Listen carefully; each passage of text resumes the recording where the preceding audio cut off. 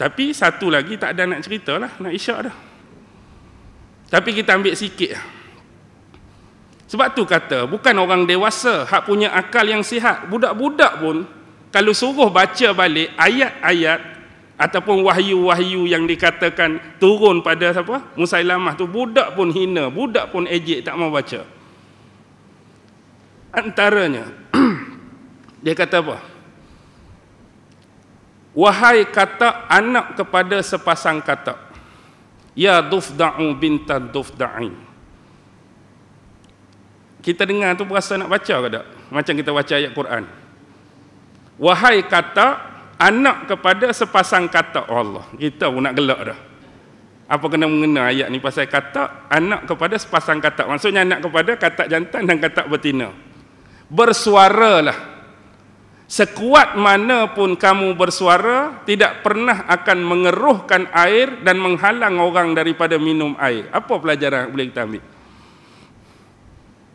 Wahai kata anak kepada sepasang kata, bersuaralah. Bunyilah ong-ong. Sekuat mana kamu ong-ong pun, suara kamu tu tak akan mengeruhkan air. Air hak jernih tu tak jadi keruh. Kamu tu ong-ong-ong. Dan tak akan menghalang orang daripada minum air. Apa benda? Tak tahu apa kalau kita kata. Tak tahu apa. Gajah. Apa yang kamu tahu tentang gajah? Gajah ialah binatang yang mempunyai belalai yang panjang. Tak payah wahyu lagu tu orang tengok gajah pun orang tahu.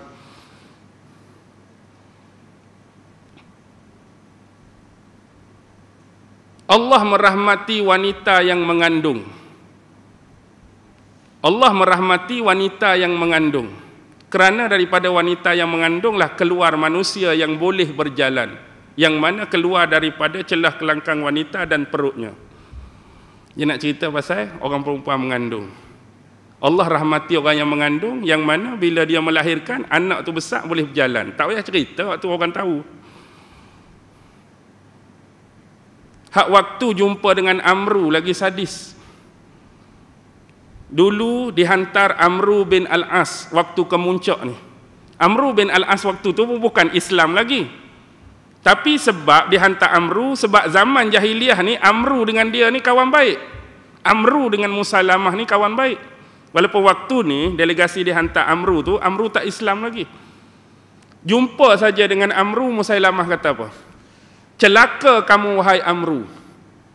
Apakah ayat-ayat yang baru turun kepada sahabatmu? Maksudnya ayat apa yang baru turun kepada Muhammad? Aku nak dengar. Cuba baca. Aku mendengar sahabat-sahabatnya membaca satu surah yang besar tetapi pendek ayatnya. Bagaimana ayat dia?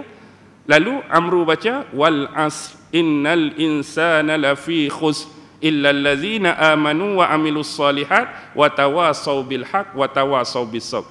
Dengar saja ayat ni dia duduk menengung. Sekejap Amru tanya, pasal apa menengung? Sebenarnya aku bukan menengung. Kebetulan wahyu juga baru turun padaku. Sebenarnya bukan menengung tu, wahyu baru turun. Kamu nak dengar tak wahyu yang baru turun padaku? Apa dia? Ya wabar. Ya wabar. Innaka anta uzunani wasadrun wasairuki hakrun wa nakrun. Ya wabar. Wabar ni kelinci. Tahu tak kelinci apa? Kelinci, lambang playboy. Lambang playboy apa? Arnab, arnab. Ya wabar ni wahai arnab. Innaka anta, sesungguhnya engkau wahai arnab, uzunani, mempunyai dua pasang telinga yang panjang, wasodrun, dan dada yang tinggi. Kan arnab ni kaduk terkenal, dua telinga, dada yang tinggi. Wasairuki, keseluruhan tubuh kamu tu hakrun wa nakrun, comel dan pendek. Apa wahyu apa lagu ni? Dia nak lawan wal asri tu, nak suruh pendek macam wal asri. Wahai arnab, sesungguhnya engkau wahai arnab ada dua telinga yang panjang. Tak payah turun wahyu tu, orang tahu telinga arnab panjang. Tapi kesnya nak lawan punya. Kaifatara ya Amr, apa pandangan kamu tentang wahyu yang turun pada aku ni wahai Amru? Pandangan kamu, cuba cerita sikit. Sesungguhnya demi Allah, kamu benar-benar mengetahui wahai Musallamah, yang aku ni benar-benar tahu bahawa kamu ni pembohong besar. Kawan ni Islam ke? Tak lagi, kawan ni musyrik. Yang Allah nak cerita di sini apa dia? Yang imam-imam tafsir nak sini cerita apa dia? Pada pandangan mata waktu tu Amru seorang musyrik, penilaian seorang musyrik pun tak percaya dengan Musallamah, apatah lagi orang Islam. Hang duk baca ayat ni kawan Islam, lagilah depa gelak, lagilah depa ketawa. Ni pandangan pada seorang yang musyrik lagi ni. Tu pun dia kata benar-benar kamu ni pembohong dan penipu. Itu nak kata tadi, budak pun tak mau baca. Bahkan kita ingat peristiwa waktu dia dah meninggal dalam perang Al-Hadiqah tu, ahli-ahli keluarga dan sahabat dia ni bertaubat. Pi jumpa Khalifah Saidina Abu Bakar. Wahai Khalifah, kami ni teman-teman dan ahli keluarga Musailamah, kami nak bertaubat dah. Kami nak bertaubat. Jadi Saidina Abu Bakar kata, cuba sebutkan balik apakah wahyu-wahyu yang direka oleh Musailamah dulu pada kamu.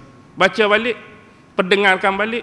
Dia kata, minta tolonglah wahai Khalifah, kami tak mau dah nak baca balik. Kami sendiri pun rasa malu lah dengan perkataan-perkataan tu. Tapi ditekan juga secara keras oleh Khalifah, sebab yang dengar sebelum ni ialah kamu. Jadi aku minta kamu perdengarkan tu supaya orang-orang yang tak pernah dengar ni boleh tahu apa benda. Boleh tahu apa benda. Jadi terpaksa jugalah walaupun malu baca balik. Antaranya hak disebutkan tadilah. Pasal gajah lah, pasal katak lah, pasal orang mengandung lah, pasal arnab lah, apa semua. Last sekali Abu Bakar kata apa? Celakalah kamu. Walaupun dia yang minta baca balik. Celakalah kamu. Di mana pada waktu itu kamu meletakkan akal-akal dan pemikiran kamu. Sesungguh yang dibacakan oleh kamu ni layak hanya keluar daripada tempat lubang air kencing. Kita tak payah sebut tu. Nampak ni sangat, faham diri lah. Maksudnya ayat-ayat macam ni tempat keluar dia tu lah. Tak ada guna, tak ada faedah, tak ada manfaat. Tapi baguslah mereka nak bertaubat dah. Tapi nak abad itulah kisah tentang Musailamah Al-Kazzab dan bukti-bukti, dalil-dalil dan hujah dia yang menyeleweng, mendakwa bahawa dia menerima wahyu, sedangkan wahyu yang dia reka-reka, wahyu yang dia cipta-cipta itu langsung tidak mempunyai nilai. Jadi fahamlah di sini bahawa tiadalah orang yang melakukan hal demikian, Allah habaq, terlebih zalim, terlebih anaya, terlebih jahat, terlebih angkara murka, orang-orang yang mengadakan kedustaan terhadap Allah dalam bentuk mendakwa dia ni Nabi. Apatah lagi satu lagi, au kazzaba bi ayati, orang-orang yang mendustakan ayat-ayat Allah. Golongan kafir-kafir musyrikin. Inilah yang disifatkan innahu la yuflihul mujrimun. Tidak akan berjaya, tidak akan beruntung orang-orang yang melakukan dosa sebesar ini. Dakwa jadi nabi pun dosa besar, dakwa jadi rasul pun dosa besar. Membangkang ayat-ayat Allah, menafikan ayat-ayat Allah juga adalah termasuk dalam dosa yang besar di sisi Allah. Nafi ayat Allah bermakna menafikan Muhammad sebagai seorang Nabi dan Rasul, menafikan Muhammad sebagai seorang utusan Allah. Jadi kita berakhir di sini pada malam ini. Mudah-mudahan satu ayat yang kita baca pada malam ini sedikit sebanyak dapat memberikan pencerahan dan kefahaman berkaitan tentang ayat yang dibaca berserta dengan tafsirannya. Mudah-mudahan Allah sentiasa memudahkan urusan kehidupan kita di dunia dan di akhirat, dan memudahkan urusan pemahaman kita terhadap syariat dalam beragama, terutama yang mempunyai kaitan dengan firman-Nya, iaitu wahyu Al-Quran dan juga sunnah-sunnah Nabi-Nya Rasulullah sallallahu alaihi wasallam.